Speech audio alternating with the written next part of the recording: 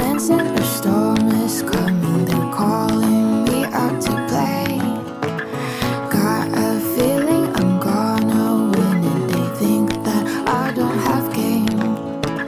I know before I've had a few falls, I've got dirt all on my face. Baby, today I'm gonna win and you're gonna remember my name. You're gonna remember my name.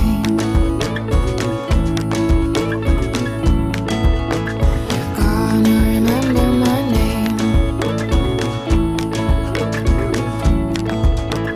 I've got a feeling you're gonna remember my name.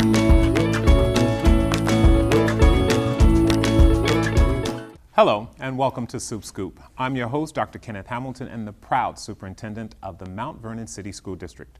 For our returning students and visitors, welcome back to an incredible 2016-2017 academic year and a brand new season of Sup't Scoop. For our new students and residents, welcome to Mount Vernon and to Sup't Scoop. So Sup't Scoop is a twice monthly program aimed at keeping our community informed and appraised of the many great and exciting things happening in the Mount Vernon City School District. From student interviews to staff profiles to construction profiles and updates and curriculum information, Sup't Scoop will give you the critical 411 on our school district. We'll be right back with our special guest for today.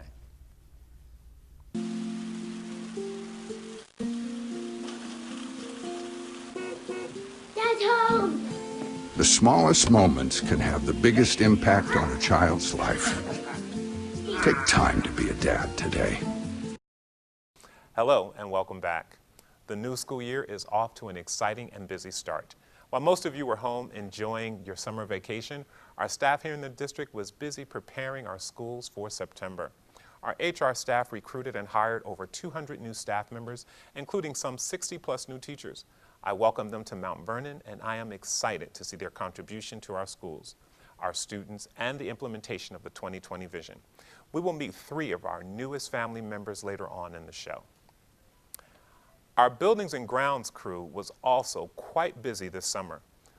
Under the leadership of Michael Policcio, our staff worked nearly around the clock to ensure that our buildings and facilities were clean and ready for students and staff on opening day. Now, this work was complicated by extensive construction work taking place throughout the district and even throughout the city, including the installation of new boilers as part of the energy performance contract.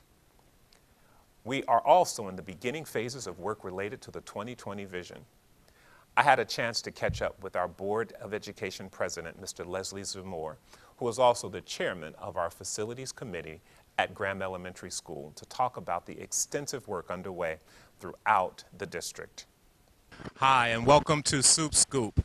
We are so proud that we are kicking off the 2020 vision that the community supported overwhelmingly with a $108 million bond referendum. This is one of the first projects underway. We are on site at the Graham Elementary School, which is under massive construction as we move this vision forward. With me today is our board president, Leslie Zamore, who is also the chairman of our facilities, our Buildings and Grounds Committee, and he has been tremendously helpful with creating a vision for remodeling our schools. He has a background in architectural designing and engineering, and that expertise has been a huge benefit to our district. Mr. Zamore, why don't you describe for us what's going on here? Thank you, Superintendent Hamilton. This is indeed a great day and a great time in the Mount Vernon City School District. Right here where we're standing used to formerly be the teacher parking lot. What we're currently doing is we're moving the teacher lot to the southwesterly part of the property with a new entrance on Route 22. And we're creating play fields here on the northern side with the trees. We have a community garden coming. We have a soccer field, new basketball courts, and it's going to be a great place for children to be and want to play in. Also, we have the front entrance that we're going to create, which is going to be quite different from the experience that the children and the parents have right now. Currently, they go through the basement, under the pipes to come back upstairs to go to the main floor. What we're doing instead is we're letting them enter through the grand columns on the facade of the building. We're going to build a bridge, and it's going to put them right in front of the auditorium, the gymnasium, the library, and all the other assets of the school. So it's going to be a facility that is nurturing and that is supportive of a first-rate educational experience. So there's been a lot of interest from the community about preserving the garden that's here, and I know you put a lot of effort into preserving that for the sake of being responsive to the needs of the community. What will the garden look like, and what will be different about the garden with this upgrade on the site? Sure. The community garden is a very important aspect of this site restoration. Number one, it definitely represents a commitment of the district to venture with the community on the needs of our district, of our community, but also gives the children an opportunity to experience horticultural sciences and farm to table growing of vegetables and the like. What's going to be different about this particular garden is that, number one, it will have a watering source, right? Before there was no water there, so it's hard to grow a garden without water. And also, the configuration of the garden will help facilitate the access to the gardens, and also we're going to have a tool shed underneath the bridge where we can have wheelbarrows and shovels and tools, things that will aid in the instructional part of the gardening with the community and the children. That's extraordinary. We are now going to go inside and see some of the work that is already complete with the auditorium and look at what the new entrance of the building will be like. We'll be right back. Here we are in the Graham Auditorium. This original facility was turn of the century. It's been restored, new carpeting, new drapery, seating, air conditioning, which you can hear running in the background. This is one of several auditoriums that we are rehabbing and refurbishing because it's so important for our children to be educated in an environment that says you're important and we value you. So, Les, what can you tell us about the composition, the construction of the remodeling of this facility? Well, where we were at before, we had peeling ceilings and walls and chairs that were broken. We had radiators that were leaking, electricity, and quite frankly, a lot of fixtures that simply did not even have the capacity to put bulbs in. So part of the restoration of this auditorium was to make sure we respected the architecture of the past, but yet have a well-functioning, comfortable, and mechanically operable auditorium of the future. So that's what we have now. And just the other day, during the first day of school, I passed by to see our children on the stage practicing in an environment, in a space that represented the future for them in this district was really heartfelt. One of the things I really like about the work that's going on is the incredible respect for maintaining the integrity of the initial architectural design in the buildings, because there's so much character that goes into how these buildings were constructed. And unfortunately, through years of neglect, for lack of a better word, the buildings have fallen into disrepair. So I think it is so important for us to point out the amount of effort and energy and commitment to restoring these buildings and maintaining that kind of integrity. So in the reconstruction of this particular facility, how much of this really is going to mirror construction of other auditoriums throughout the district? Like what are the parallels between this one and Parker, for instance, and some of the other sites that are planned? Sure, that's a great question. Well, what's very important is, especially when it comes to design and architecture, is that we come into a space in a renovation where we don't want to tear down the entire building. We come to see what type of good attributes the space already possesses, and we try to accent that, right? So at Parker, that's a much more contemporary setting in architecture design. And so we highlighted that with these ceiling panels that gives a lot of drama, adds a lot of drama to the space, but yet also acoustically serves a purpose in terms of sound dampening. We have also sound dampening along the walls, but also the colors and the tones. This is a much more historical auditorium, so the colors and the tones works and plays with that. And at Parker, it's more modern, so we'll use cooler colors and lighting fixtures that also represent a more contemporary feel. I can't tell you how fortunate we are to have you on the Buildings and Grounds Committee, but more importantly as the president of the board, because your vision and your experience couldn't be more timely. And I can't thank you enough for what you bring to the district and for being a guest on Sup't Scoop today. Thank you so much. Thank you so much. Really appreciate it. My pleasure. We'll see you next time on Sup't Scoop. If I got to go to college, oh my goodness. I like discovering new things. You get to see what works for you and what doesn't. That helps you evolve as a person. You get to make like a supernova of skill or talent or whatever it is. I've always wanted to go to college. I just feel like that's my destiny. My name is Queen, and I am your dividend. Welcome back. It was great to visit with Mrs. Zamora at Graham Elementary School. Mr. Zamora has committed a great deal of time and effort to seeing the 2020 vision come to fruition. But the vision is more than just about bricks and mortar. It's a vision that required universal shifts in our thinking about culture, about what our students deserve, and most importantly, giving them the very best opportunities they can have. But it also requires exceptional educational leadership as well. With me today, I am proud to welcome some of the new hires of the 2020 educational vision. These individuals will be on the front lines in our schools and community working to implement the academic portion of this 2020 vision. Please join me in welcoming Dr. Cletisha Walden, who is our Associate Superintendent for Curriculum Instruction, Mr. Eric Van Gooten, who is our Principal of Grimes School, and Mrs. Crystal Waterman, who is the Principal of Edward Williams School. Thank you so much for joining me here on Sup't Scoop.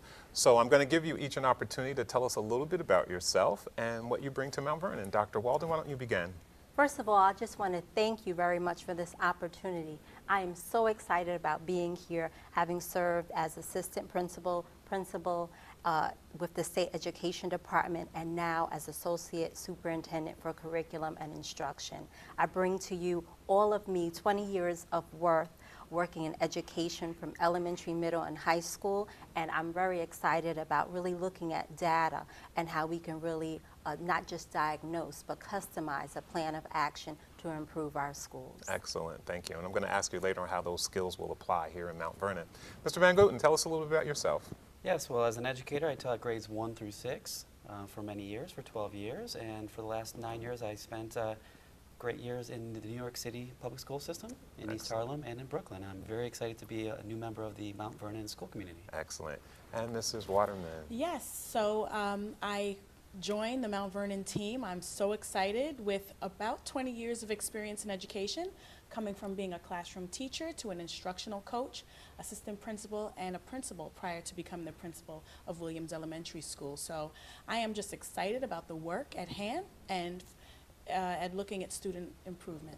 So let me ask you, Mrs. Waterman, what has it been like for you so far at Edward Williams School, and what experience do you bring with you that you think will be of particular benefit to the Edward Williams community? Well, I've been greeted with a warm welcome from our children, our parents, the staff. So it has been just very exciting getting to know everyone.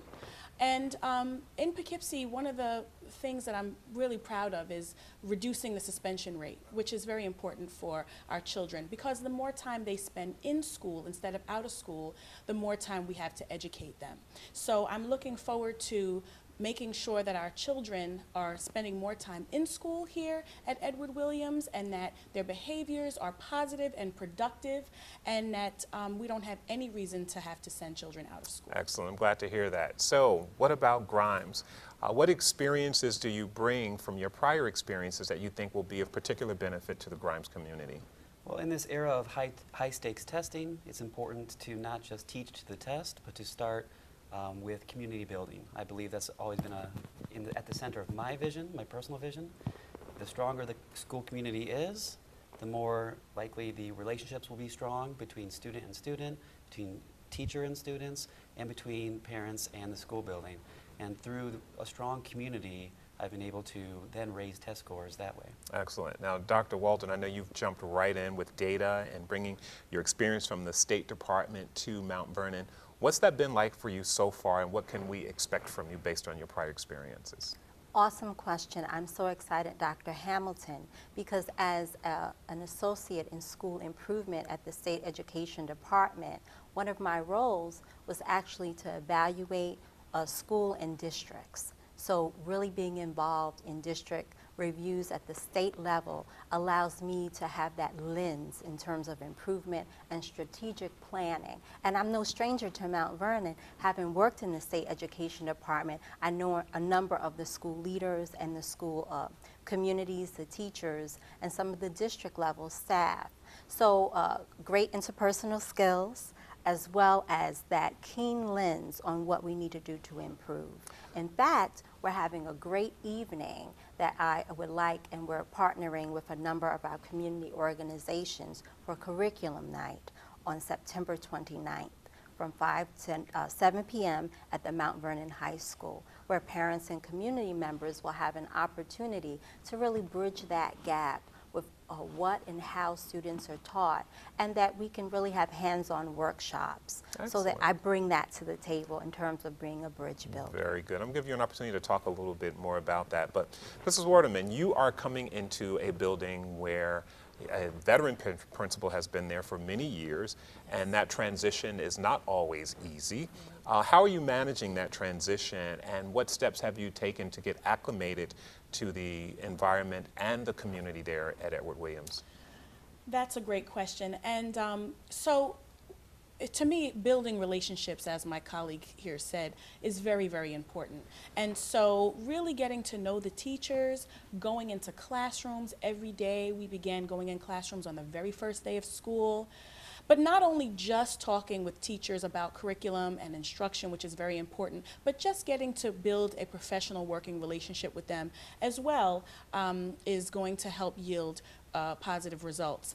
Every morning I greet my children and my parents at the front door of our school. At dismissal, my assistant principal and I go outside and we talk with parents as they're picking their children up every day. So really getting to know members of the community and not sort of being an administrator who stays behind closed doors, but lets everyone in the community know that we're right there with them. Excellent.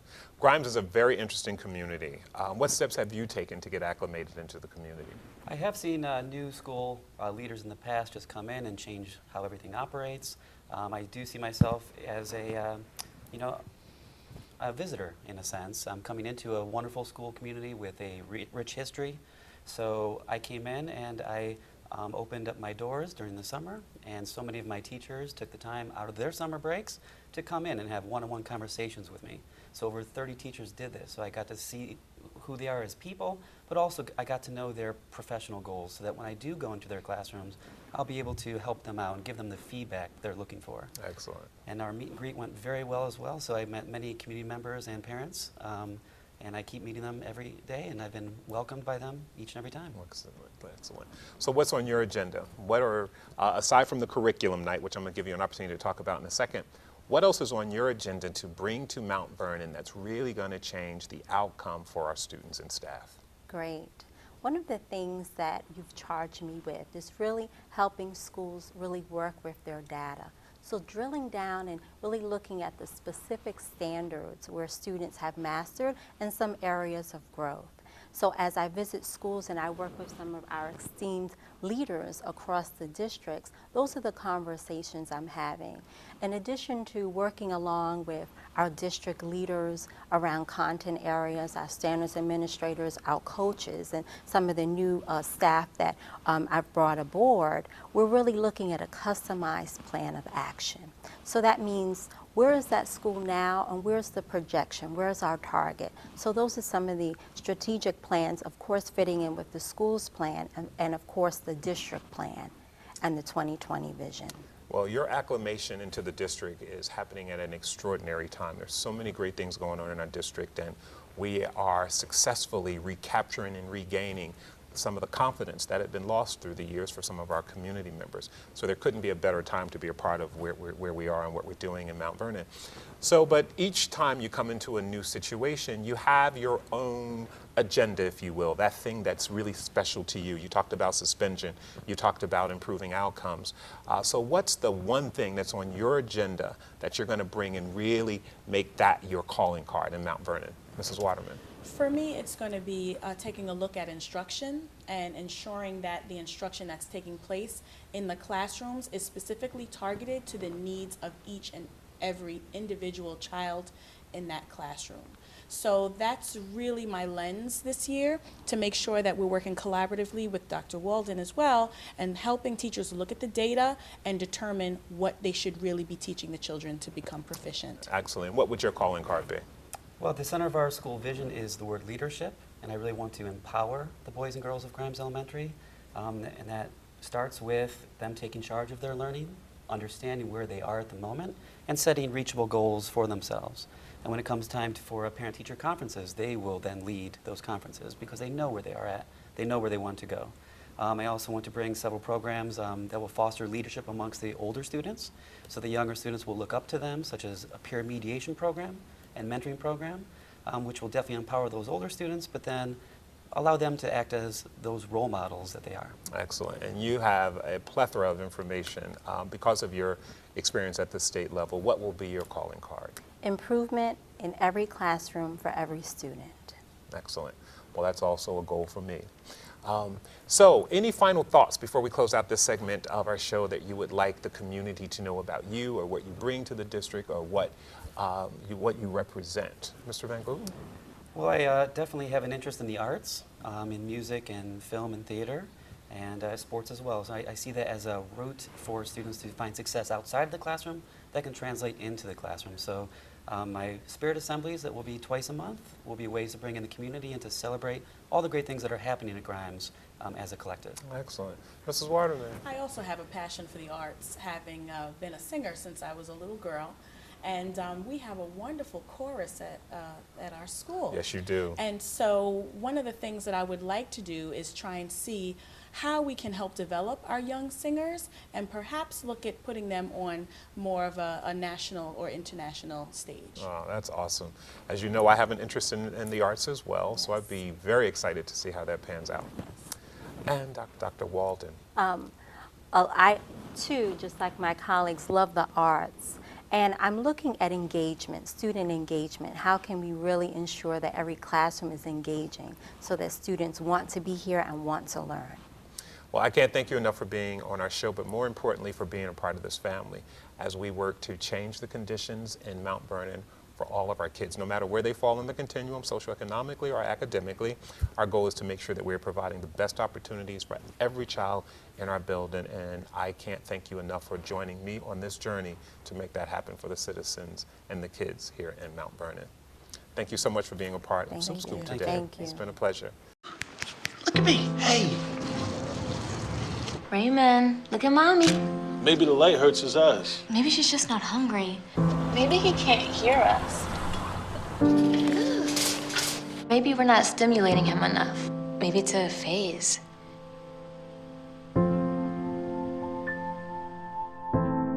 Avoiding eye contact is one early sign of autism. Learn the others today. The sooner it's diagnosed, the better. So, Dr. Walden, this curriculum night that you have planned, I am so excited about that because I think our parents really need to know what we're doing and how we're doing it. And I often talk to parents and they get so frustrated because they say, I don't know how to help them with this homework. So tell us more about curriculum night. What can we expect and how will that benefit our parents? Certainly. Curriculum night will be September 29th from 5 to 7 p.m. right here at Mount Vernon High School. I'm so excited because for the first time in history, we have our partnerships. Westchester Community College, Mount Vernon Public Library, our Curriculum and Instructional Department, our Guidance Department, our Student Supports, everyone coming together to support the community and parents. There'll be great engaging workshops where parents will have an opportunity to learn from teachers, from district and standards administrators exactly what's happening in the classroom and to get some tips to how to help their children at home. That is really amazing because, again, parents complain about that all the time. And this will be the first time that we've had a curriculum night, and I hope it will be the first of many. I can't thank you enough for taking the leadership on this and bringing that idea to the table and then to see it come to fruition. We're going to be there that night taping so we can archive that information as well and make it available for those parents who may not be able to attend. They'll be able to go online and see it as well. Great, and thank you for your vision and opportunity. My pleasure. Thank you. We're getting ready to go into our automotive department now. This is another one of the best kept secrets in Mount Vernon. Our youngsters have an opportunity to learn so much in this auto body and auto mechanic lab in our district. And they leave here with skills that ensure that they are employable and able to make a decent living. So we'll be right back as we go into this automotive and auto body shop. I already knew that I was going to go to college, from a young age. I definitely want to major in political science. After that, I'm going to get my law degree. Then I'm going to come back to Detroit, boost the economy, become the mayor or something, try to make the situation better for other people. I feel like I owe it to the city. I'm determined. It's going to happen. My name is Justin, and I am your dividend. We're here in the automotive shop here at Mount Vernon High School, one of the best kept secrets in the district. We're going to eavesdrop now on a class that's actually in session where our students are learning about safety tips that will ensure their success in this class and skills that they can take with them when they are out in the workforce. Why you bring the car in when you're working on it and you leave the window down. Oh, make this a mistake once. Because normally you bring the keys with you, I understand. You don't want to lock them out the car. So they can open it without the keys. No, but you're on the right track. The window stays down so the keys don't get locked in the car. It happens all the time, like I said, but you make that mistake once. Because now you got a car in the shop and the keys are locked in. And sometimes it's still running because you're about to go open the hood and do some testing with it. Okay, so you leave the window down, it doesn't happen. When you raise the hood, every car has 2 hood latches. First one is usually in the car. Okay? Then we go to open the door, have the hood, and why isn't it opening? There's another switch, Mr. M. Huh? You gotta click something under it. Because there are 2 latches. Safety. Yes. This one's our safety latch. Our first one was our primary. This is our secondary or safety latch. Very critical because if they accidentally hit the hood latch while they're driving the car, what's going to happen? It's gonna break. Hood flies up, takes out the windshield, and you can't see. So when you're working on the car, always make sure this latch works. If you're servicing the car, throw a little oil on it because it is critical. When you put the hood up, make sure you put it in the right spot. This one's got the really cool arrows, so we have it in there. I've seen this hurt more people because they just put the hood latch up, they leave it like that, then they're working on the car, they hit it with their elbow. What's going to happen next? Hood comes down, hits you in the head, and then you fall into the engine. This one isn't bad. It is fun to watch, but it is dangerous. This one isn't bad because we have a very short hood, but the older cars, the big humongous hoods, dangerous. Well, that's it for today. Thank you so much for tuning in, and thanks to our special guest, Mr. Michael Policcio, our board president, Mr. Zamore, Dr. Walden, our new principals, Mr. Van Houten, and Mrs. Waterman. Thank you so much for tuning in, and we'll see you next time on Sup't Scoop. Got a feeling I'm gonna win, and they think that I don't have game. I know before I've had a few falls, I've got dirt all on my face. Baby, today I'm gonna win.